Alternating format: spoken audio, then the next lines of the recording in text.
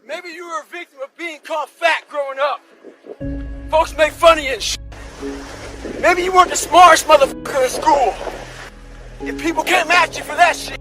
I'm gonna tell you right now, there's great power in adversity. If you're a victim of any kind, make sure you use that shit to become successful. Don't look for revenge. Look for the reckoning. And I guarantee you, all those people who with you growing up, you might just be the boss. They'll come looking for a fucking favor.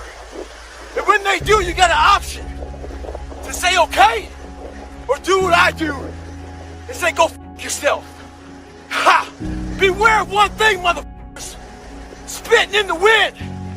That shit comes back in your face. Stay hard. What do you do about the negative person talking behind your back and trying to bring you down?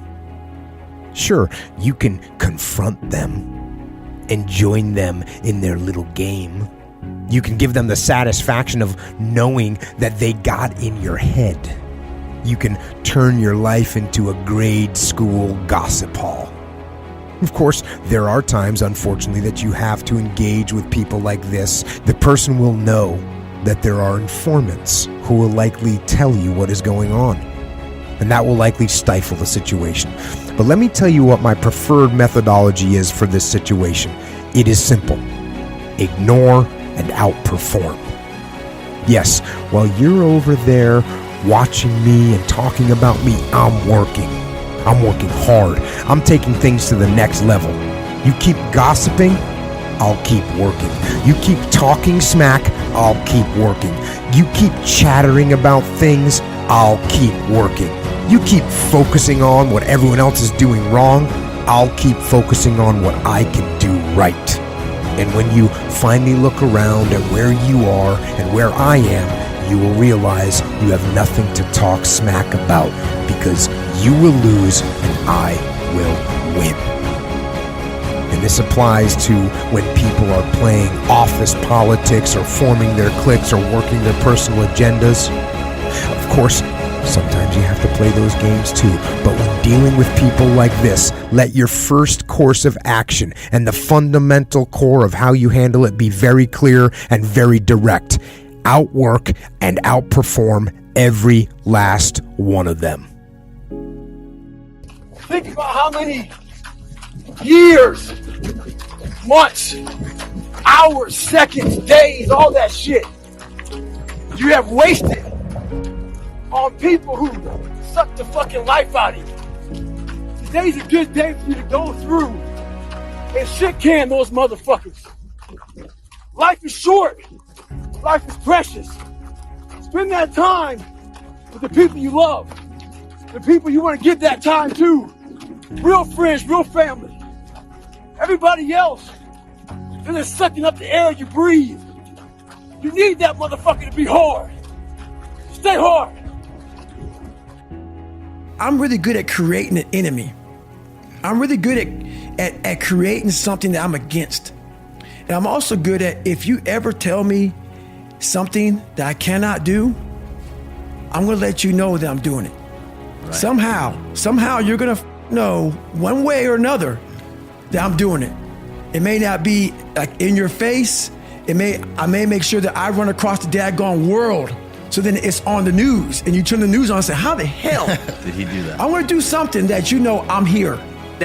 Haters equal motivators. The biggest motivation, outside of some positive motivation, you got to get good at dealing with negative motivation. Most major setbacks that I've seen, that I've had in my life, have only led to a comeback. We just got to let it happen. We got to keep it moving. We got to keep it pushing. One of the biggest motivating factors for me, I got to tell you, one of my big secrets is haters equal motivators. The more that somebody hates on me, the more that somebody gets me upset, the more that I get pissed off, the better that I play. I've been like that in sports. I've been like that playing football. I'm like that right now with jiu-jitsu. If you piss me off, I'm going to ball harder. If you piss me off, I'm going to play better. Everybody, if I could give you that one thing, if I could give you that one gift, let's together this weekend find those people that are hating on you.